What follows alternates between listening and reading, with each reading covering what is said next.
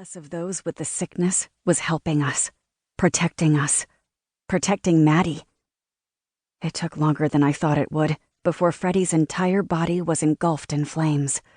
He didn't open his eyes. He didn't move. And thankfully, he didn't scream out in pain or beg for help. "Jesus, kid!" A small breath got stuck in my throat at the sound of the voice behind me. I turned with the gun still in my hand. "What the hell do you think you're doing?" Blake said with a fire extinguisher in his hand. "No," I said, holding up my hand. "It's Freddie. I had to do it. He was just pacing in front of the house." Blake shook his head. "I heard the gunshot and I was more than halfway here when I saw the smoke," Blake said, pointing up toward the sky. "The other people in town will see it too." "I couldn't risk Maddie seeing him like that," I said. "Why didn't you tell me? I could have helped you," Blake said. I looked at the gun in my hand. I stared at it for several minutes. This just felt like it was my problem to deal with. Freddie has been a problem of mine for quite some time. It was time. I let my shoulders relax. "Nothing is just your problem anymore. We're in this together," Blake said. "But it's not going to work if we keep secrets from each other." "I'm sorry," I said, handing Blake the gun. "Don't apologize," Blake said, raising a brow. "You can talk to me." He looked at the gun and sighed before tucking it into the back of his waistband. Blake's eyes flicked upward and locked with mine. "I'll take you back to the house," Blake said. "Let me finish up here."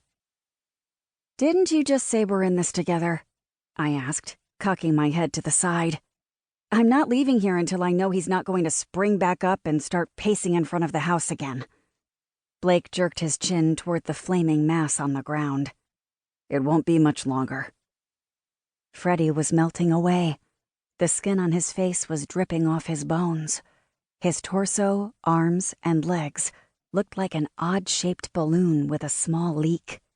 He was deflating. I didn't feel relieved. The damage Freddie had done to me was long since over, but it was deep, permanent. The hiss from the extinguisher startled me.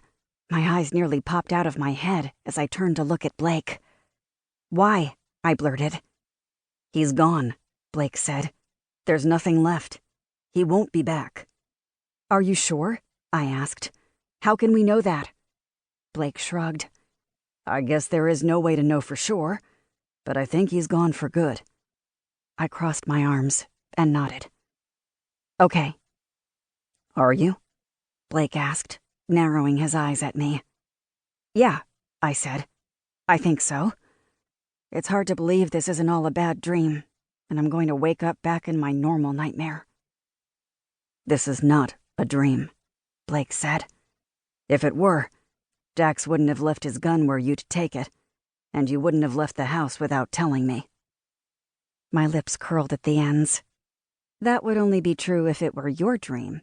This seems more like one of mine." "Come on," Blake said, jerking his head toward the gate.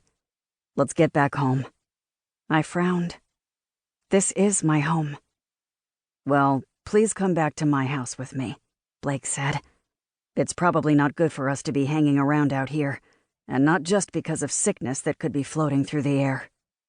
"You're worried about the other survivors?" I asked. It wasn't that I wasn't also worried. I wanted to know why he was concerned. "Yes," Blake said. "They aren't being smart. Not to mention that when their supplies start to dwindle, they'll start searching for more. They'll get desperate." I chewed my cheek. "If you don't think we're safe at your place..." "I think we're safe," Blake answered quickly. "For now." He looked up at the storm clouds moving in. "Out here, though, is a different story. Let's go back inside." I nodded and walked toward the front yard. Blake was close behind. The gate squeaked as I pushed it open. Blake grabbed my hand and pulled me back behind the fence.